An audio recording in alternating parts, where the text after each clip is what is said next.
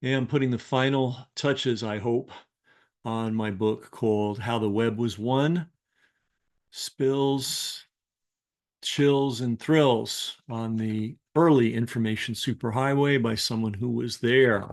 And it's going to be my recollections of various things that if somebody doesn't write them down, they will be lost to history. We lived in a very different world before 1994, and that transition period was very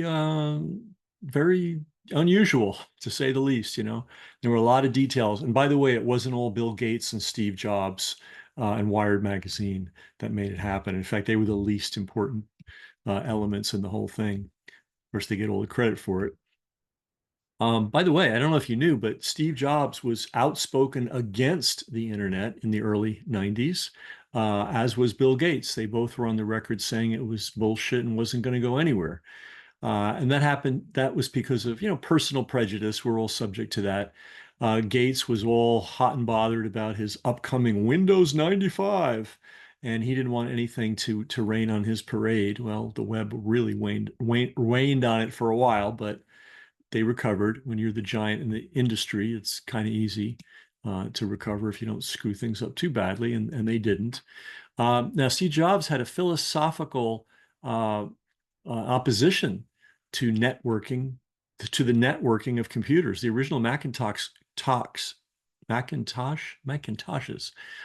could not be networked. It took a third-party person to create all the gear for that to happen. He was against it. You have to remember when he started, the model for computing was one big computer at the computer center. And you would go to the computer center and you would sit at a completely dumb terminal. There was nothing on it except for the keyboard and the screen, and you would access the mainframe. Uh, and you would probably get limited time. So that was a model that kind of sucked, and he didn't like it. And so when he sort of led the revolution for personal computers, he didn't want to have anything to do with the networking of computers. That was a little bit childish. He finally made his changes on that. It took a long time, but they were both outspoken about the internet, and they were both very opposed to it. So anybody that thinks they were in what would the word be? Intrinsically important, integral. That's the word. It's a good word. Anybody that thinks they were integral to the commercialization of the internet has been fed and consumed a lot of corporate BS. One of the things that was the key pivot moment in my life was the attending of a conference.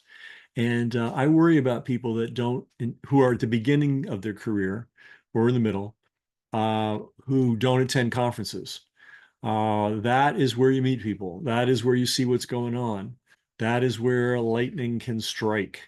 For instance, our system seminar, I mean, how many millionaires came out of that? Multimillionaires, people that didn't have a clue.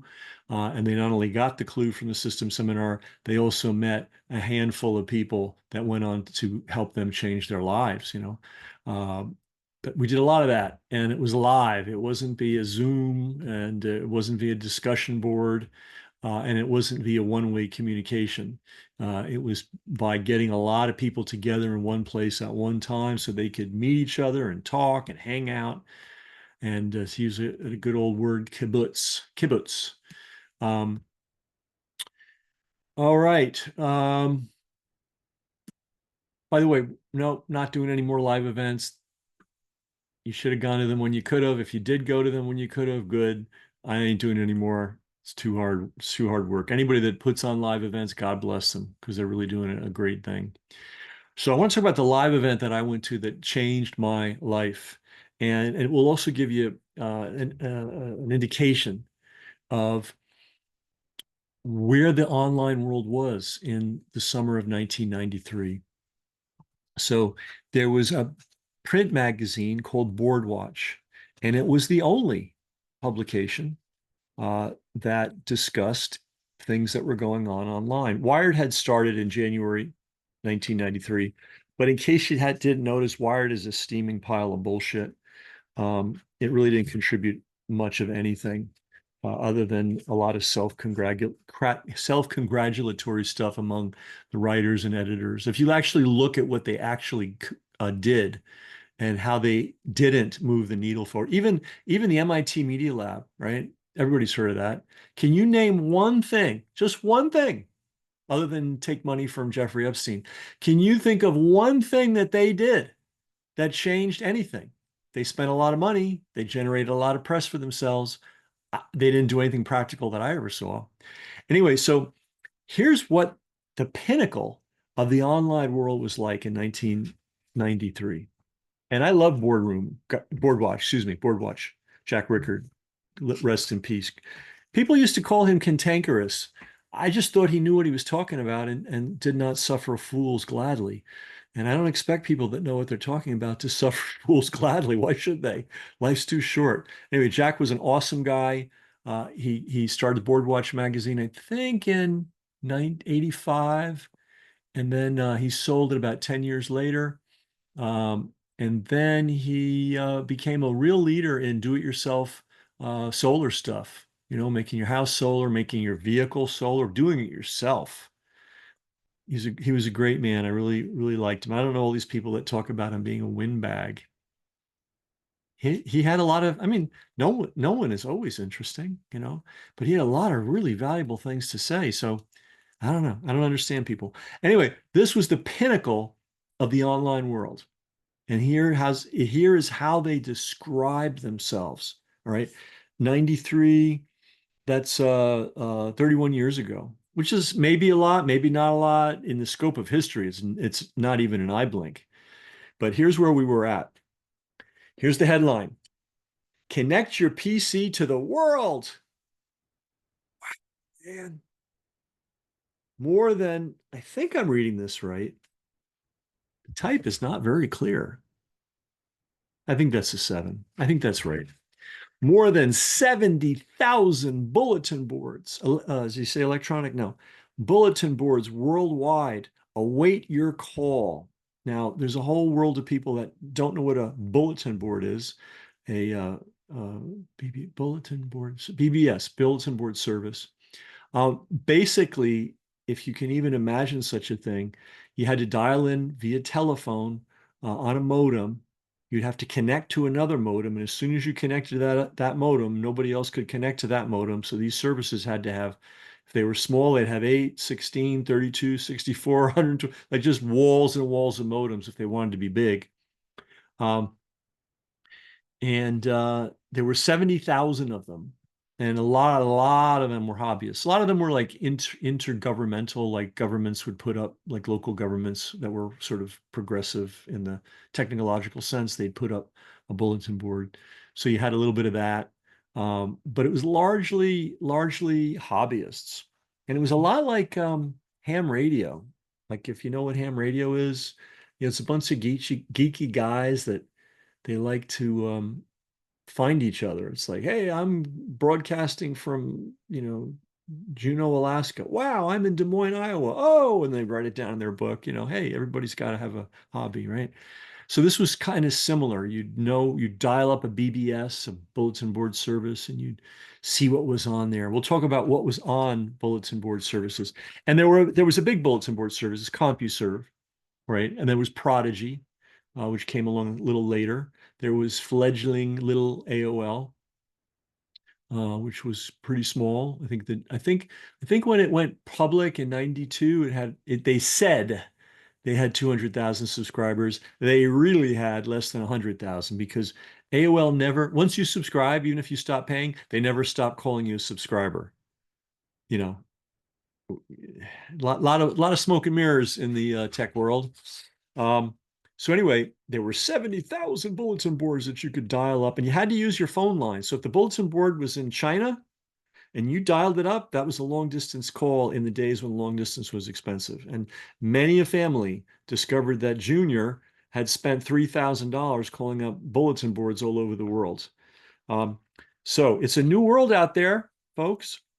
I didn't write this copy, by the way, but I admire it. They did their best, and it's a time capsule, right? Thousands of individuals uh, recreating the way we live, work, and play. It's pretty insightful. 1993, they're recreating the way we live, work, play, and communicate using a fascinating new technology to connect their personal computers in the night because people worked, and they went to school and they would do this at night. Um, and Boardwatch since 87 has been there with the latest in who's doing it, how they do it, why anyone would want to do it, and what it meant, what it might mean in the future. Find out about a new cottage industry. Thousands of people are leaving corporate America forever to join as independent BBS operators and online information workers in a new information economy. No internet, folks, right? BBSs, 70,000 of them, right? There's probably 70,000 websites created since I started talking, right? But these were 70,000 little islands. And by the way, once you were on a BBS, you couldn't send email to somebody on another BBS. That was an innovation that occurred later, but it was a little self-contained world. So the people who are building the tools, and there were guys that made a lot of money building BBS software. That must have been fun while it lasted. They're building the new tools for the new industry. They read Boardwatch every month. So should you. Um, they know about dozens of fascinating free government run information services. So he's talking about dozens, not hundreds, not thousands, not millions. I mean, how many information services are there online right now in the state of Iowa alone? I guarantee it's more than dozens, right? If you took the whole country in, we're talking hundreds of thousands, probably millions. They learn about software and hardware development that drives the advances online. They know about the movers and shakers and who the movers and shakers are. Most of all, they get information they need to be part of it. And they get it from Boardwatch. And they were it. They were the only game in town in 1993. If you wanted to know something about the online world, you could ask a friend. But you needed, imagine this, guys. Imagine this. And I wonder surely somebody did it. Yeah. But basically, if you wanted to know what boards to call up, you had to go to a print source, and it was usually the local computer magazine, print magazine. There were a lot of them because there were a lot of people selling, computer stores or selling boards or selling, whatever keyboards. Um, and in those days, you didn't buy it online. Uh, you bought it from, a little dealer, and a lot of them advertised in these print newspapers, magazine newspapers. And some of them would list the BBSs because they were so rare and so unusual, right? So, what do you get when you subscribe to Boardwatch in 1993? You get the national listings. They had a list in every issue, right? Then they would give you local area listings. So if you're in, so national, I guess would be an 800 number that you could call, I guess. I don't know. Local area would be, okay, here's the greater Chicago area. Here's all the bulletin boards in your area code. Remember, it mattered because if you called outside of your area code, you were paying by the minute to the phone company, right? So everybody was looking for a local call. Let me see. Do I have let me see if I can read this thing here. Hang on a second. No, I can't. But anyway, they would break it down by local area. So then they would give you a list of the BBS list keepers. All right. So short on theory, long on facts. And they had access numbers and contact information. Boardwatch delivers stories on the global internet. 93. Believe me, in fact, let me tell you right now, at the conference that I went to, which is what I'm going to get to in a second, they had about 100 sessions, like 10 10 at a time, and many sessions during the day and many days. So it added up to over 100. They had one session. They had an internet track. I think it had 8 sessions in it total, maybe, and they were all tech except one.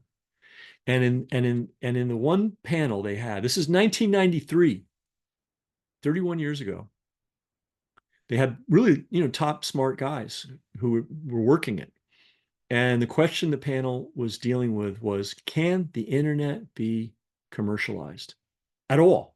Not how to do it or how to make money on, none of that stuff. How to sell, how to write a headline, how to do an opt-in, how to do a fall. None of that stuff. The question was, can we even make this pay ever? And the panel was split 50-50. Half the panel said, I don't think it's ever going to happen. And the other half of the panel said, it's going to happen, but we don't know how. In 1993, folks, nobody knew nothing. And this was Mount Olympus. This was all the great online minds were all together in one place. People from CompuServe, AOL, and thousands of bulletin boards were there. Soft, I mean, everybody that was putting their head into this put all of their collective minds together and couldn't figure out how to make money on the internet in 93. Think about that. So if you want to subscribe to Boardwatch, you'll notice that, well, I'm noticing because I'm looking at this printout, um, there was no way to order online. There's no email. There's certainly no website.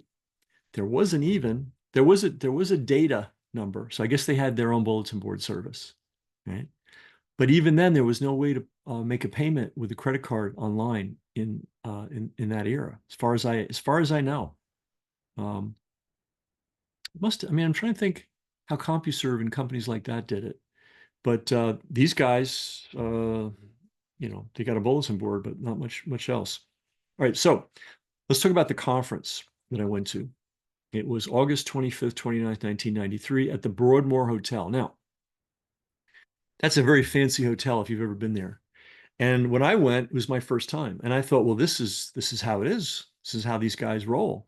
No, the Jack Rickard had really rolled the dice big, and he wanted to have he felt something was coming, something important, and he wanted to have the conference at a extravagantly beautiful place instead of like the Holiday Inn, which the ones had been at previously, right? So this was a massive leap. I didn't know it.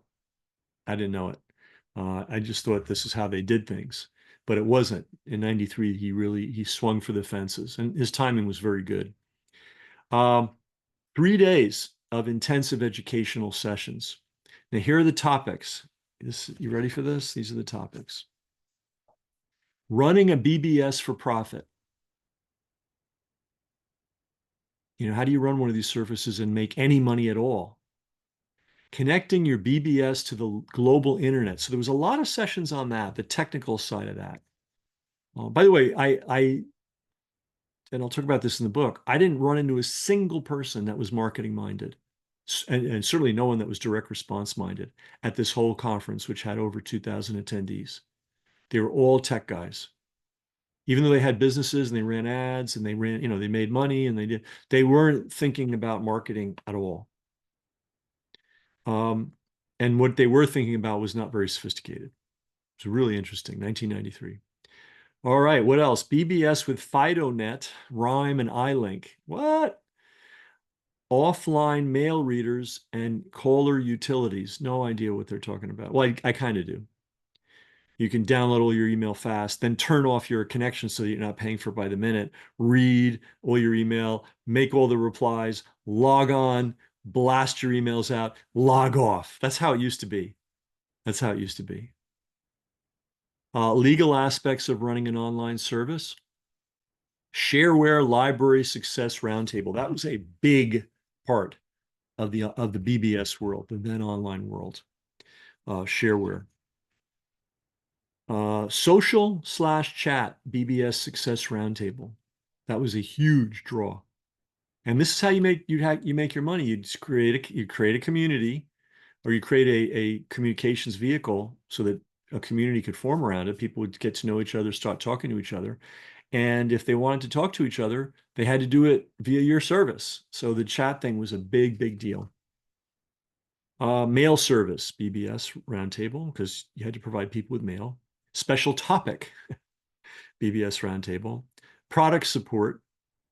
BBSs. So how to use, I'm not sure what that was. Maybe how to use a BBS to offer product support. Company and corporate BBSs. This was the cutting edge. In 1993, um, presentations by the various BBS software platform companies. And those guys were minting money for a while, you know. There will be over, here's now they're going to have a trade show. This is 1993. So I'm talking about it as if it's something that's about to happen, but I'm reading the ad. So they're going to have a trade show exhibit with BBS and communications vendors, present their latest products for your inspection, hundreds of special show discounts, offers on modems, CD-ROMs, which were very new then, and software make this the best shopping event in the industry. So that was another uh,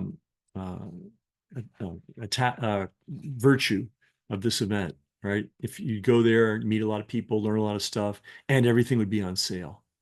And it would all be there in one place at one time, right? These are all still tried and true formulas if you're thinking about putting on an event. We at the system, we started out, we didn't really expect to do a big thing with it. I just wanted to do it once because I was just disgusted with all the bullshit gurus that were screwing people left and right. And I just want to show people this is how you do it, guys. Do it this way. Get an opt-in, collect an email list, follow up till the end of time, use long copy, A/B split test your Google ads if you're using Google ads or Overture ads in those days. That was pretty much it. There might have been another few tidbits. I've got to tell you guys, in 2020, 2002, there were a handful of people that were doing that. I mean, like you could count them on one hand, and everybody else was just fumbling around. So the model that you see on the internet today that works, that came out of the system seminar. But that's not what we're celebrating. We're celebrating the 30th anniversary of the 1994 seminar that I did on the commercialization of the internet. And I'm writing a memoir, which I've mentioned before. And as I write the memoir, I remember what was important. And this event, this one BBSCon conference, for short for conference, by Boardwatch magazine was the turning point for me. Up until that point, online things were just a theory to me, I'd never been in a room with like more than two people that even knew what online meant, right? Suddenly I'm there with thousands and thousands of people. Um, so anyway, you get all these things, lots of deals, lots of educational sessions. Now the price tag for this is great. If you subscribed early, if you joined the conference early, it was $175 for the conference. If you procrastinated, it was $250 if you joined the conference before August 1st. And then if you were late bird versus being an early bird, it was $325. And I'm glad to say at the time for my conferences, which had nothing to do with the internet then, I was real estate finance then, um, we charged way more than this.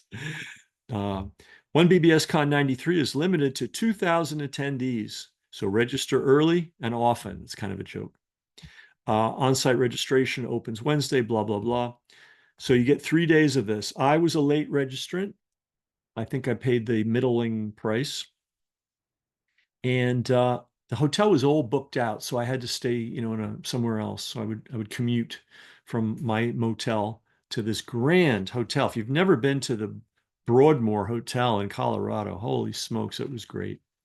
So what's the point here? Well, the point here is if there still are conferences and, COVID destroyed the world, it really did. We don't even realize it. Like I always say, you can cut a branch off a tree and for one more season, it will still, grow leaves, maybe even some fruit. But that's it.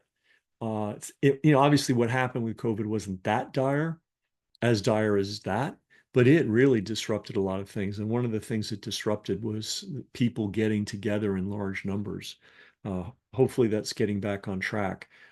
If you are at the early part of your career or the middle part of your career, or you want to make a change in your career, or you need to download a whole lot of information really fast about something, if there is a quality conference to go to, and that's a big if, right? But if there is a quality conference to go to, that's the thing to do.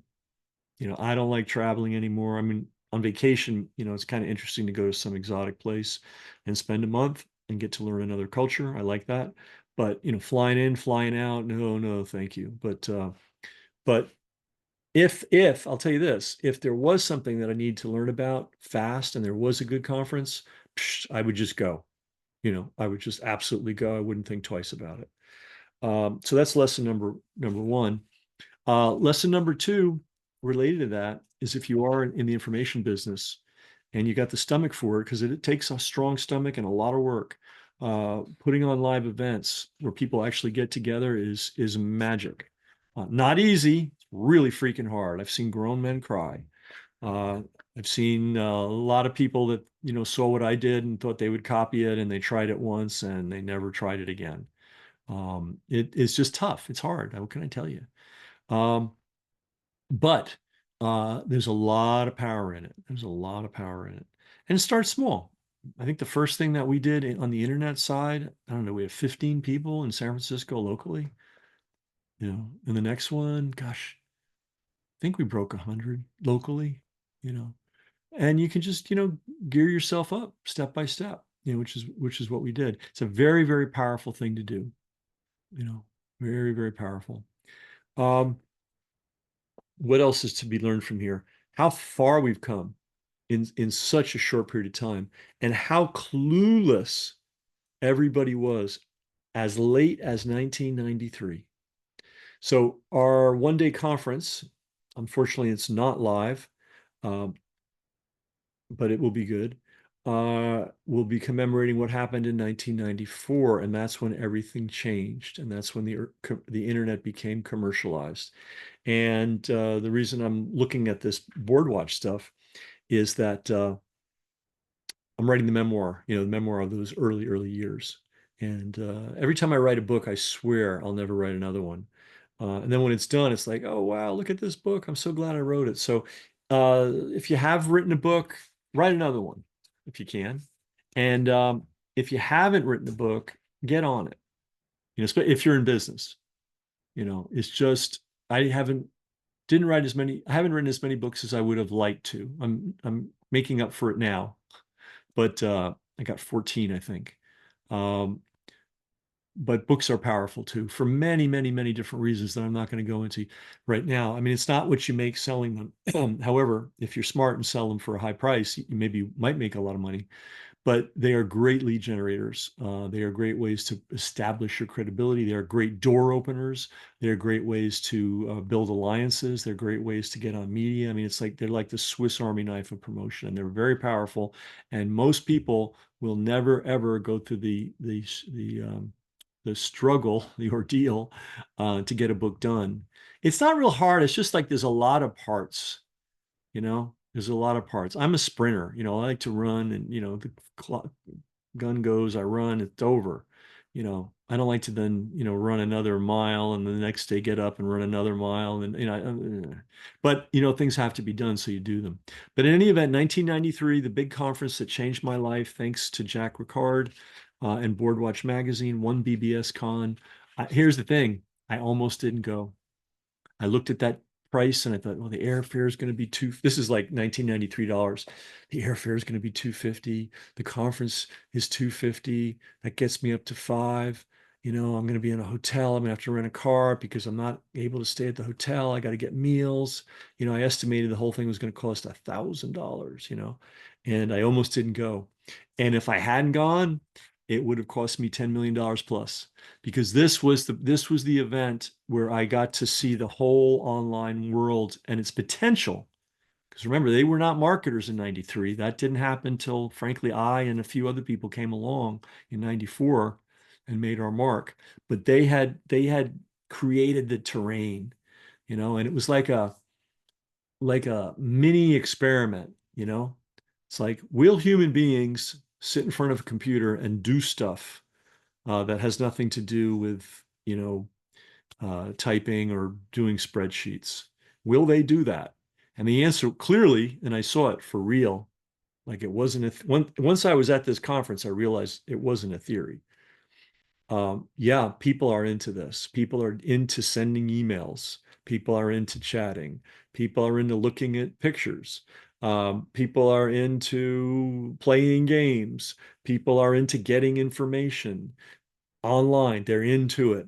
It was just a niche market in 93, but you could see that it was a thing that human beings gravitated to. And all I could think of when I was at this conference was if they ever make this easier, forget all these modems and calling, long distance. If they ever could crack that and make the interfaces easier, this thing's going to explode.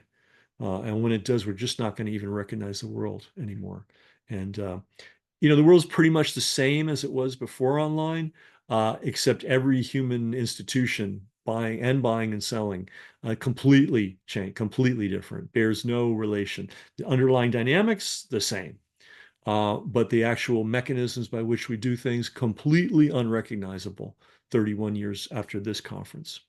But it wasn't this conference that commercialized the online world. It was what we did in 1994. So that's what the memoir is going to be about. And to commemorate this event, which is coming up soon, November 5th, 2024, we're going to have some of my favorite people. And believe me, I know everybody. And believe me, there are a lot of people that are not my favorite people. So this is the cream of the cream of the cream of the crop. And that's who I'm going to be presenting I was going to say on my birthday, but it's not my birthday. It was the birthday of the commercial internet. So Boardwatch magazine, hope you got some value out of this. You're not going to hear this anywhere else. You're not going to get this perspective. You're not going to understand where this industry came from. Uh, it's all being forgotten. Uh, some people understand the value of knowing the history of the industry they're in. 99.9% do not. If you look at the people that are super successful, they seem to be the ones that are interested in where the industry was, and that helps understand where it's going. There's so many lessons to learn, even from the most primitive, early, haphazard, chewing gum and string technology. A lot of things got learned back then that are still not just relevant today, they're still the drivers today.